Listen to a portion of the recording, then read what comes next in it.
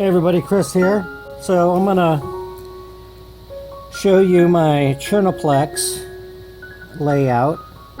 You'll see all the modifications that I make. First of all, it's the bridge cap material itself. This piano and most other pianos have a hard rock maple as the bridge cap. But you'll notice all those pianos have false beats. And the false beats are really prevalent in the top two sections of a piano. So I set out to eliminate those false beats, and while I was trying different things, it quickly became apparent that it was the wood species itself causing the problem. So I ended up looking for harder woods. And in my area, I live in the South, United States, that hickory is the hardest wood.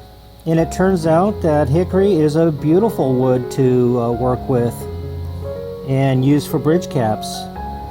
It has a Janka hardness of 1,800 pounds per square inch, whereas hard rock maple has a Janka hardness of 1,400 pounds per square inch. And that's important. That extra hardness will prevent the pins from moving in the wood. Well, first what you're seeing here is the original string locations. The original spacing is 15 millimeter, and that's pretty consistent all the way across. Now, here's the original bridge cap. Now look at this. Here's a mistake that we're going to correct, and this is also part of Chernoplex, looking at the top two sections and checking for any kind of mistake. And so here's one. You can see that the string plane goes this way, and this is not a 90 to the string plane. They have each for 1, 2, 3, 4, 5, 6, 7, 8, 9, for 9 notes they did this, and not for the rest of the piano, just these 9 notes. They changed the configuration of the speaking lengths. So on each string the speaking length is getting longer, and I disagree with that. I just think the unison should be the same. I'm sure there's people out there who would disagree with that, but I like them to all be the same. So I'm going to be fixing that. Now, I had to sit here and I've got 36 notes to play with here in these top two sections, and I'm going to just divide that up mathematically. I just went every 6, and so right here these are going to be 10 millimeters longer. This is going to be a 10 millimeter wide, and then this is going to be 11 millimeter wide, 12 millimeter wide, 13, 14, 15, on up to till it gets to 15. Then it'll just blend right in with the rest of the bridge cap. So you can see here, let's focus on note 88.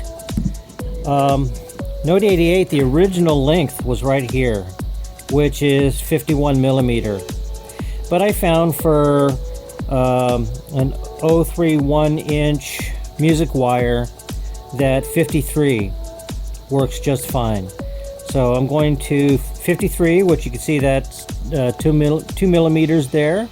And then because I'm going with a certain length of bridge cap here, the top that the string will be going over, is 10 millimeters. This shortens this up. So I've lengthened this string segment, and I've lengthened that. And the purpose of that is to give a longer sustain. Alright, so now I'm marking the locations for each individual one between the blocks that I made. And I'm picking the center string. And this is kind of the art part. Art part. Okay. So see, I went a little too long there. I'll just kind of blend it in. And let's go here. Let's see, it's about right there. And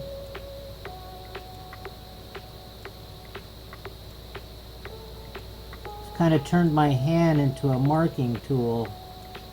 Marking gauge tool, right? Alright, and this one.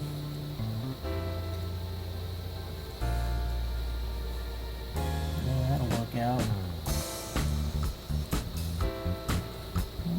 That one.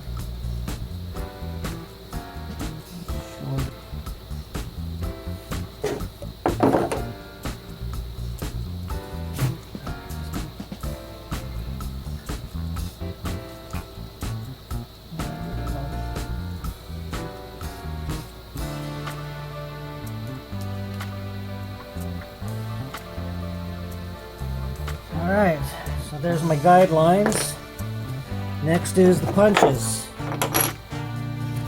Alright, I'm going to be using these two punches, 35 for the top section, 37 for the next section, and then it progressively gets a little wider as it goes down the scale.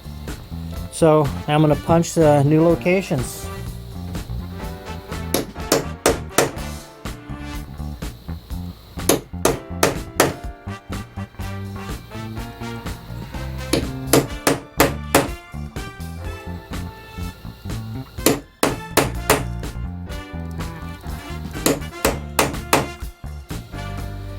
Spraying on some molly.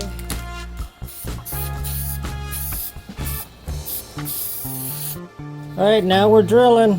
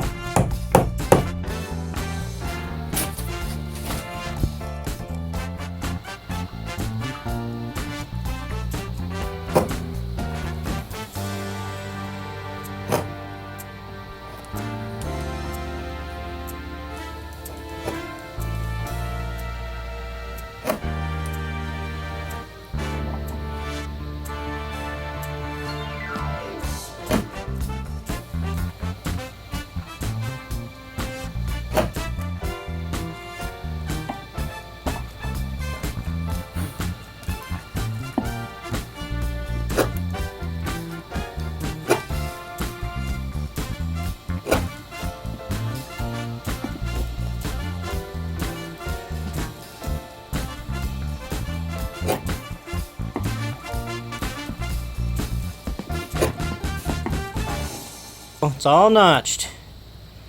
And boy, doesn't that look good, huh? Woo! So, alright. Thanks for watching.